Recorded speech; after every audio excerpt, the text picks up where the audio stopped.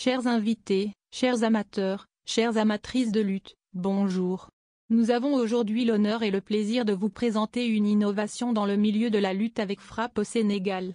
En effet, il est récurrent dans le milieu de la lutte, de voir les amateurs et les experts se demander qui est le meilleur, qui est plus performant entre tel lutteur et tel autre lutteur.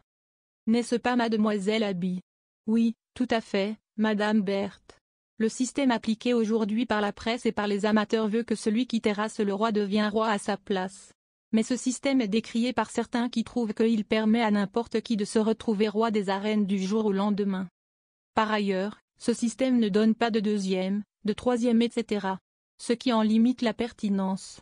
Qu'en pensez-vous, monsieur Alphonse? Une équipe d'experts informaticiens et statisticiens de la société d'ingénierie Convergence Informatique Statistique s'est penchée sur la question. Il s'est agi de savoir s'il était possible de mettre en place un système scientifique indiscutable d'évaluation et de classement dans le monde de la lutte avec frappe au Sénégal. Notre cabinet va proposer et présenter les résultats de ces travaux.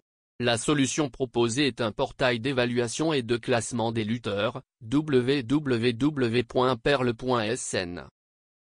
En fait, il s'agit d'appliquer la méthodologie utilisée dans d'autres sports de compétition où les équipes s'affrontent 2 à 2 mais sans que toutes les équipes ne se rencontrent. C'est le cas au tennis, aux échecs ou dans le classement FIFA des équipes nationales.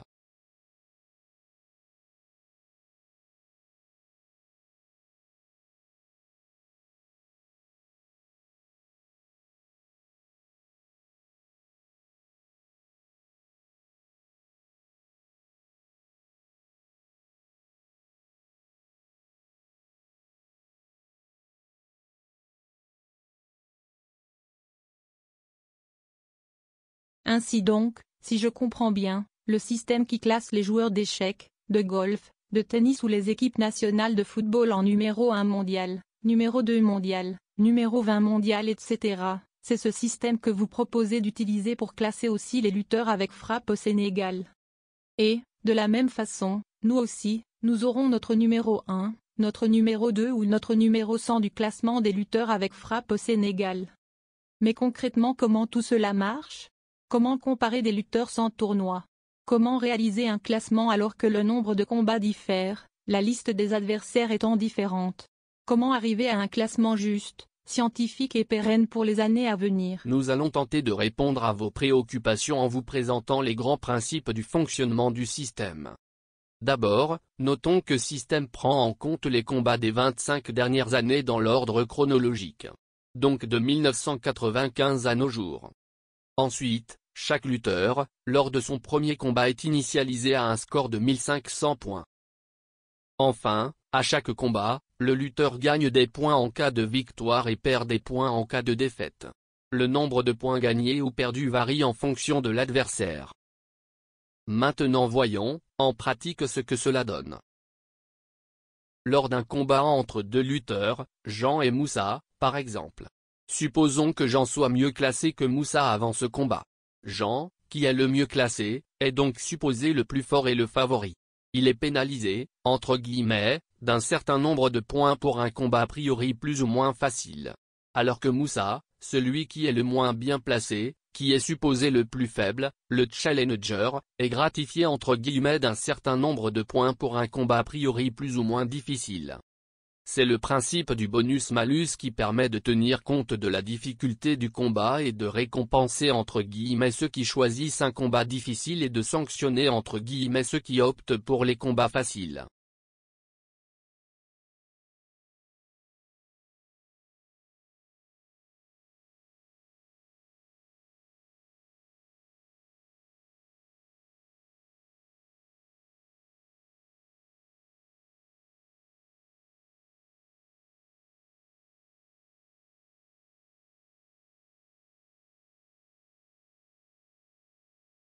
Monsieur Alphonse, plus vous affrontez des lutteurs supposés plus faibles que vous, moins bien classés que vous, plus vous avez des malus.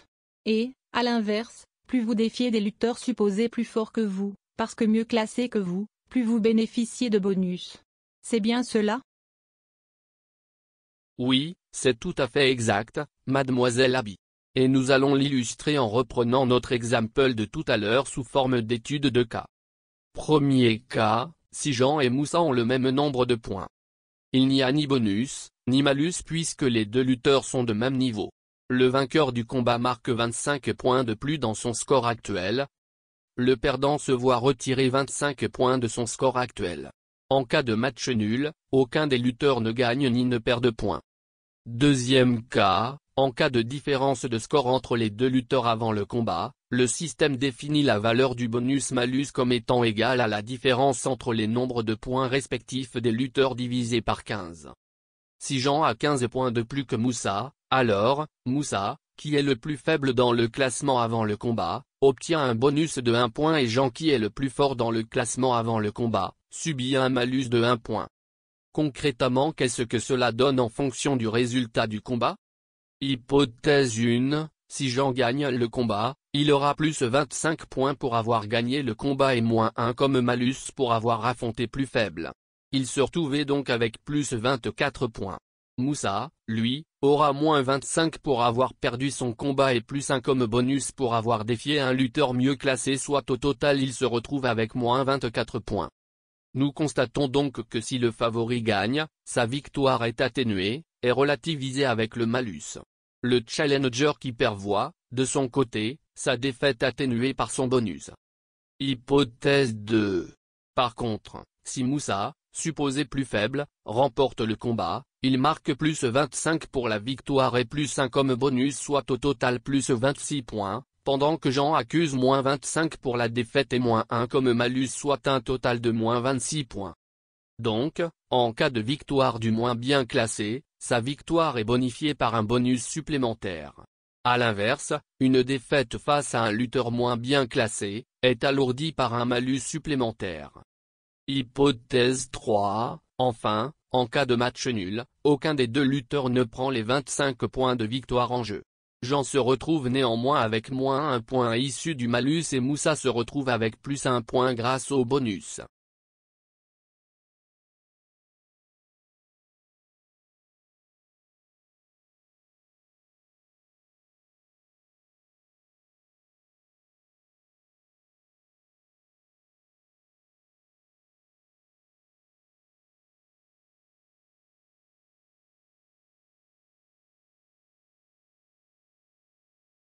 C'est clair, monsieur Alphonse. Nous avons vu comment le système calcule les scores pour des lutteurs de même niveau et pour les lutteurs séparés d'une quinzaine de points. Mais que se passe-t-il si l'écart de points entre les deux lutteurs avant le combat est plus important? Disons un écart de 100 points par exemple? Le principe est le même, mademoiselle Abby. Le système commence par calculer la valeur du bonus-malus, et offre un bonus de cette valeur au lutteur qui affronte un adversaire supposé plus fort. Et à contrario handicap d'un malus de la même valeur lutteur qui affronte un adversaire supposé plus faible. Le but de ce bonus-malus dans le système est de pondérer les résultats en fonction du niveau de l'adversaire. Il y a une prime à la difficulté de sorte qu'une victoire facile contre Yahoo Diallo soit moins valorisée qu'une victoire contre Bombardier. Dans le cas que vous donnez, un écart de 100 points correspond à une différence de niveau importante entre les deux lutteurs. Le bonus-malus est de 100 divisé par 15 soit environ 7 points. Hypothèse 1, si Jean gagne le combat, il aura plus 25 points pour avoir gagné et moins 7 comme malus. Il se retrouvait donc avec plus 18 points seulement, le système considérant qu'il n'a pas beaucoup de mérite. Moussa, lui, aura moins 25 pour avoir perdu et plus 7 comme bonus, soit au total il se retrouve avec moins 18 points. Hypothèse 2. Par contre, si Moussa déjoue les pronostics et remporte le combat malgré le grand écart de niveau supposé, il marque plus 25 pour la victoire et plus 7 comme bonus, soit au total plus 32 points, pendant que Jean accuse moins 25 pour la défaite et moins 7 comme malus, soit un total de moins 32 points. Hypothèse 3, enfin, en cas de match nul, aucun des lutteurs ne prend les 25 points de victoire en jeu. Jean se retrouve néanmoins avec moins 7 points issus du malus pour n'avoir pas pu s'imposer malgré la faiblesse relative de son adversaire. Alors que Moussa, lui, se retrouve avec plus 7 points grâce au bonus pour avoir tenu tête au grand favori.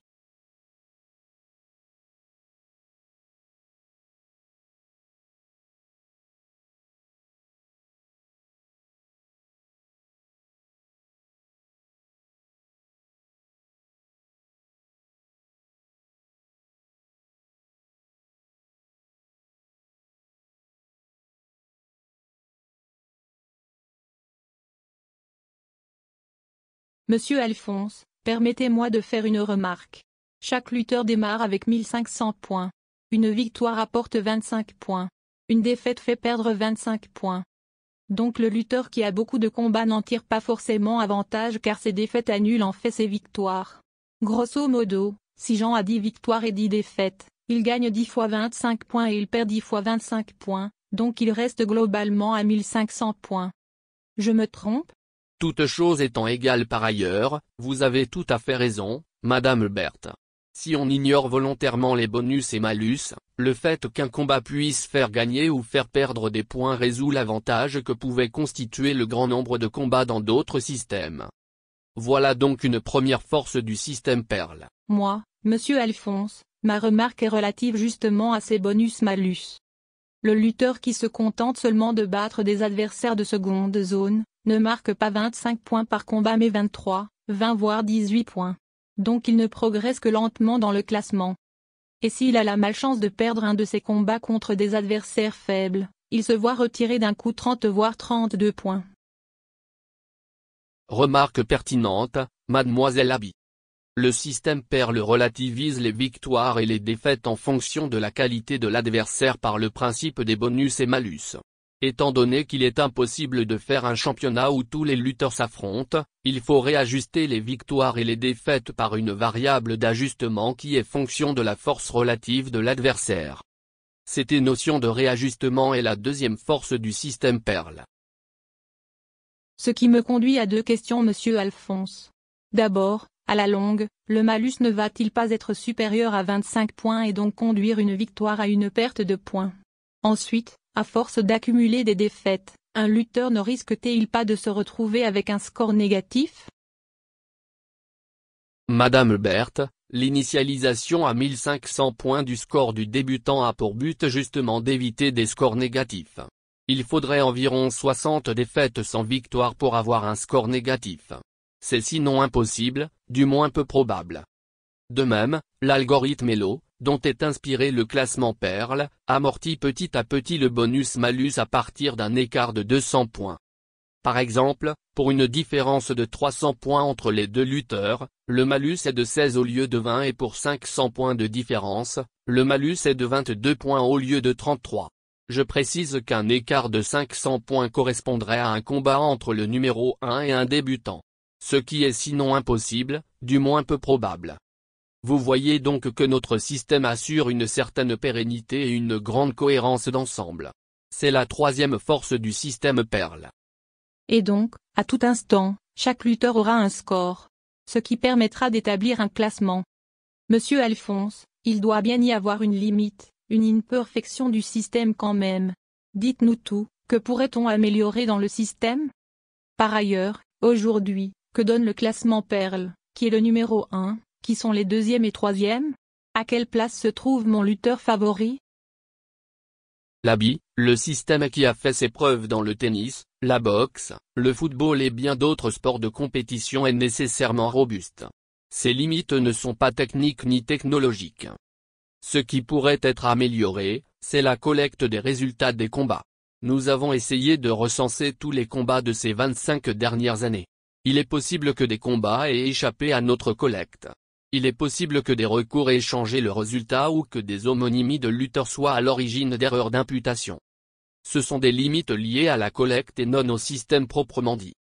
Nous sommes ouverts à tout complément ou correction. L'adresse correction@perle.sn vous est ouverte pour ce faire. Le cas échéant, après vérification, nous ne manquerons pas d'apporter les modifications nécessaires. S'agissant du classement actuel, Mademoiselle Abby, plutôt que de vous le donner Ikenung, ici et maintenant, je vous invite à suivre notre deuxième vidéo intitulée Perle historique, qui décrit l'évolution du classement de 1998 à nos jours. Vous y trouverez les réponses à vos différentes questions, chers amis. À vous tous, chers invités, chères amatrices, amateurs de lutte au Sénégal et partout dans le monde, nous vous retrouvons donc dans la vidéo Perle historique. À tout à l'heure.